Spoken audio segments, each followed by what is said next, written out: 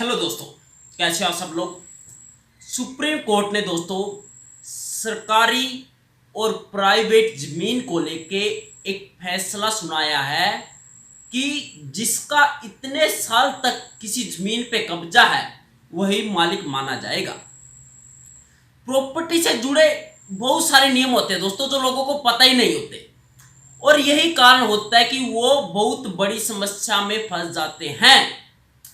ऐसे ही प्रॉपर्टी पर कब्जे से जुड़े एक विवाद में सुप्रीम कोर्ट द्वारा फैसला सुनाया गया है, जिसको आज हम आपके साथ साझा करेंगे।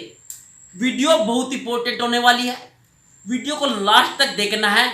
हो सके तो एक सब्सक्राइब एंड लाइक जरूर कीजिएगा ताकि आपको घर बैठे लीगल नॉलेज प्राप्त होती रहे। क्या होता है कि दोस्तों सुप्रीम कोर्ट ने बताया कि हम किस स्थिति में प्रॉपर्टी पर अपना मालिकाना हक जता सकते हैं। वह ऐसी कौन सी स्थिति होती है कि एक किराएदार भी उस प्रॉपर्टी का मालिक बन जाता है।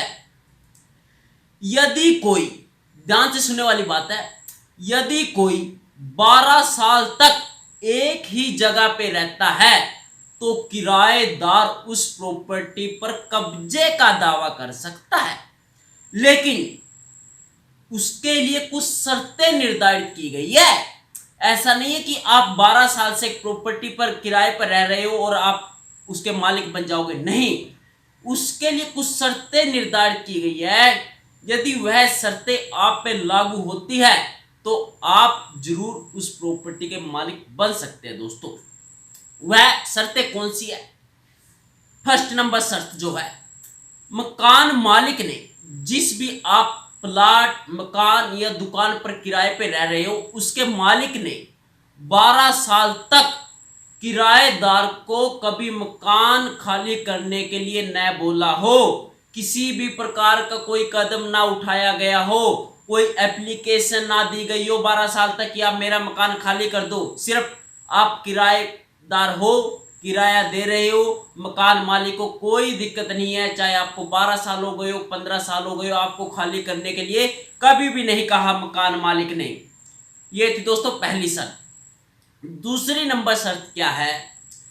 किराएदार जैसे कि प्रॉपर्टी डीड, बिजली का बिल, पानी का बिल जैसे अपने अकाउंट से पे कर रहा हो सब कुछ, जो भी जिस जमीन पे वह रह रहा है उससे संबंधित जो भी एक्सपेंसिव है, जो भी बिल है, वह अपने अकाउंट से पे कर रहा है, क्योंकि वह सबूत के तौर पर पेश कर सकता है किराएदार कि मैं तो खुद ही पे करता हूं, मुझे मकान मालिक से कोई लेना देना नहीं। तो वह उस पे कब्जा यानी जब वाद दायर करेगा तो सबूत के तौर पे दोस्तों पेश कर सकता है। तीसरी नंबर शर्त क्या है? प्रॉपर्टी पर लगातार 12 साल तक किराएदार का कब्जा हो रहा है। यानी कहने का मतलब है कि वह लगातार 12 साल से उसी जगह पे है।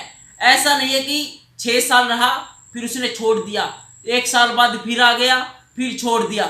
कंटिन्यू कि 12 साल में उसने एक दिन के लिए भी वह मकान खाली नहीं किया है, यानी उससे उठ के कोई दूसरी जगह पे शिफ्ट नहीं हुआ है।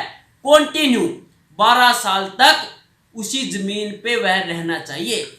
यदि यह शर्तें पूरी करता है दोस्तों किराएदार, तो किराएदार उस जगह का मालिक हो सकता है जहां पे वो किराए देके रह रहा था।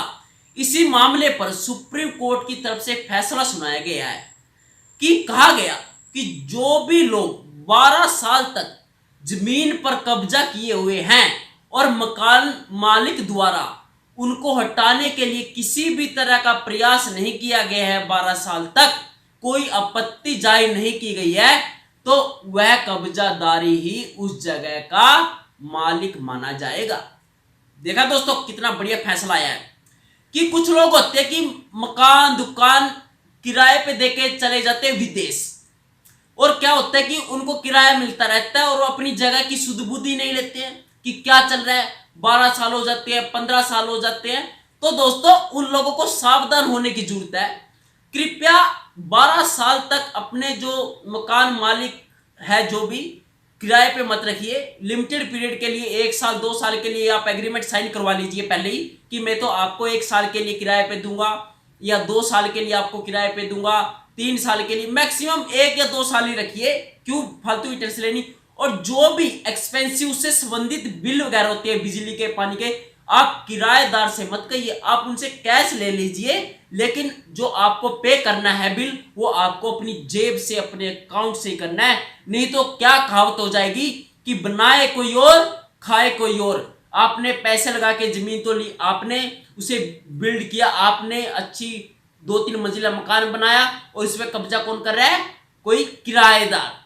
इसलिए दोस्तों आपको चौकन्ना होने की जरूरत है। यह वीडियो आशा करता हूं आपको बहुत पसंद आई होगी, इसलिए इसे लाइक जरूर कीजिएगा। यदि आपको इस प्रकार की कोई वीडियो चाहिए तो कमेंट सेक्शन में जरूर लिखिए। Thank you.